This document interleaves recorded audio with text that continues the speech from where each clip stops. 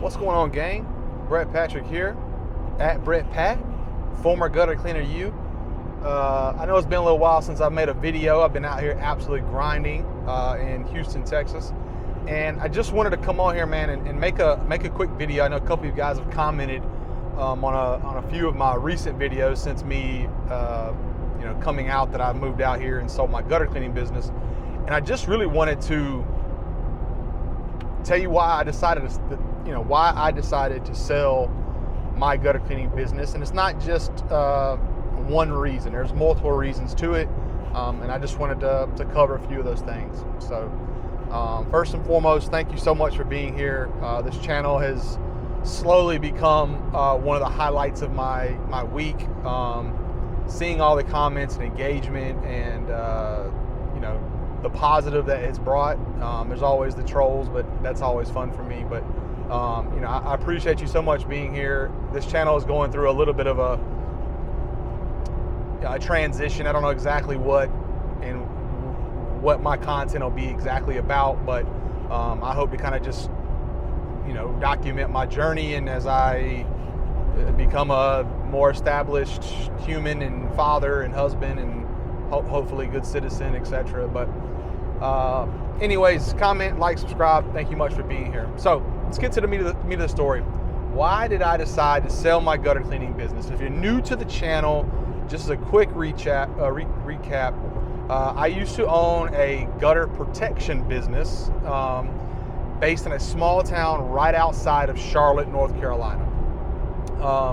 I, for the most part, was a one-man operation, so I didn't really have any employees. I had a few individuals that would help me out from time to time, and then I had a few subcontractors that I would use to help with specific jobs that I would do, i.e. like full-blown gutters, fascia boards, things like that. I ran that business there for about a year and a half, and I averaged somewhere between the realm of $10,000 and $15,000 per month. There's a couple spike months that was higher than that, and a couple lower ones below that as well. But for the most part, somewhere in that $10,000 to $15,000 a month range, just kind of depended on the time of the year. Very much so a bell curve, if you're familiar. So the long story short is I had a good quality of life. I wasn't overworking myself. I typically only did 2 to 3 jobs a day. I hardly ever worked the weekends if I could avoid them. And I made a decent amount of money to where we could afford to do the things that we wanted to do. I was able to take a significant amount of trips, specifically last year in 2023. And it was overall a fruitful endeavor.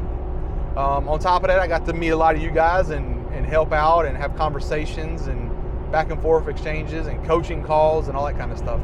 So the ultimate reason I decided to sell my gutter cleaning business, and it really comes down to one thing, is location.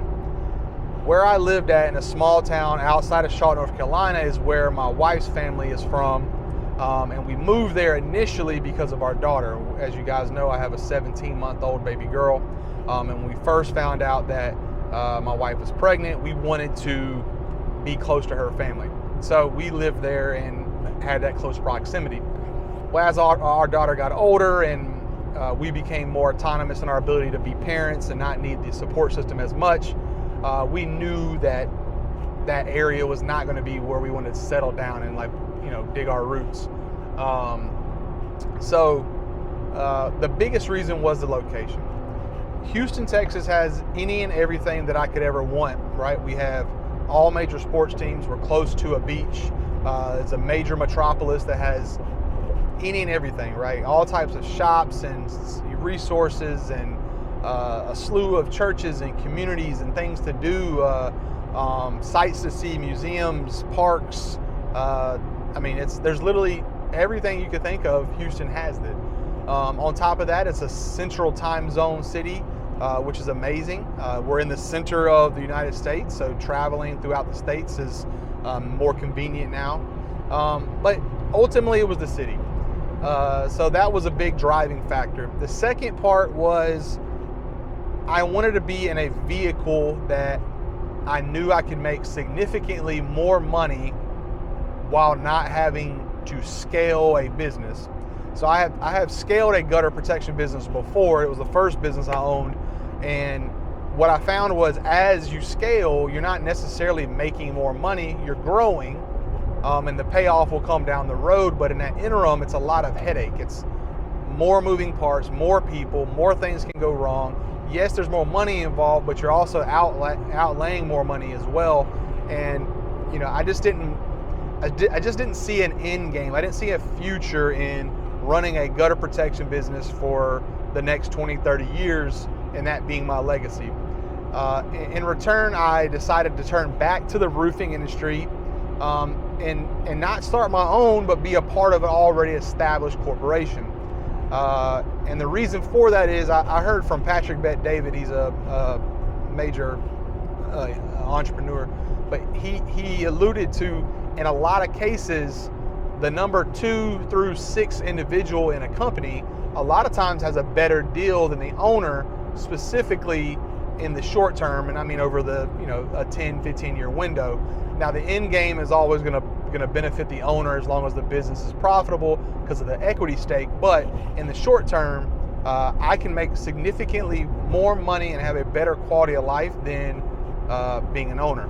And I'll give you an example. Coming in and working for the company I do now, I did not have to worry about any of the systems, processes, procedures, brand awareness, marketing, nothing. This business has been around for several years, already had a very well-established reputation and presence, and I was able to come in and immediately capitalize on those already established things by just using my salesmanship skills that I already have, and I've been able to do so. So in my first 50 days in roofing sales, I'm nearing $300,000 in sales, which in a roundabout way is probably somewhere in the realm of $40,000 to $50,000 in commissions paid to me.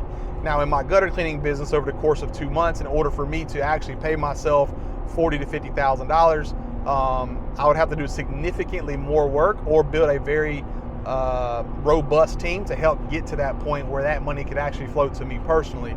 So in short, location is the biggest piece. The second one is I wanted to be in a vehicle where over the next 5 to 10 years, I can really capitalize, make as much money as possible, and still have a great quality of life and not have to physically go out and grind and do everything like I was before. So I get to go out here, sell, manage a team of sales reps, make a great deal of change, and then move on and have a good quality of life and enjoy all the beautiful amenities that come with being in Houston, Texas. So that's the reason that I decided to sell my gutter cleaning business and move to Texas. Now, some of you guys have also asked, how much did you sell it for? How did that process go? From an NDA standpoint, I'm not going to disclose the amount that I sold the business for, but I can kind of give you an idea of how you go about calculating that figure. In a small business like this, or like my gutter cleaning business was, there's a couple of different ways that you can factor it, but the way that we ultimately decided on it was owner's discretionary income. So essentially, based off of how the business was operating and what I was able to pay myself personally through that business is the cleanest and easiest way to value the gutter cleaning business, right? So the individual I sold it to, he had looked at my numbers over the last year and a half and said, hey, on average, you have paid yourself this per year. And that to me is a fair and safe assessment of what the business is worth, because it's essentially what he'll be making as well, as long as he can hold up his end of the bargain and complete the work that's specified. With that, he got my book of business, all my clients, my branding, my website, Google My Business page, ladders, gutter cleaning tool, some basic equipment associated with the jobs. And then he got a few months of just kind of like one-on-one counseling with myself to make sure that he's got a clean and easy process, and I'm here to help and just drop him off on the deep end. So honestly, I think I probably sold it for too little, but it was a win-win situation. It helps him get into the industry that he wanted to be a part of. He got to immediately capitalize on an already established, reputable gutter protection business in our area. and it allowed me to have a clean, easy exit and move out here to Texas. And then we did a deal via seller financing, so with a deposit, and then financing it via seller financing until the total amount is paid back in full in perpetuity. So it's a percentage of sales that he does each and every month. That way I'm not requiring him to pay a lump sum if he has a slow month or something. He only pays me when he gets paid. So anyways, hopefully this was a beneficial conversation, man. I just really wanted to kind of get that off my chest. I know a few of you guys have asked why and how did that operate. So yeah, that is why I sold my gutter cleaning business, man. So appreciate you guys so much for being here. Like, comment, subscribe. Be on the lookout for some more great content. Hopefully I can kind of start getting more granular with some of the roofing sales stuff and how all this thing works out and how to make some serious change. So as always, baby, keep them clean.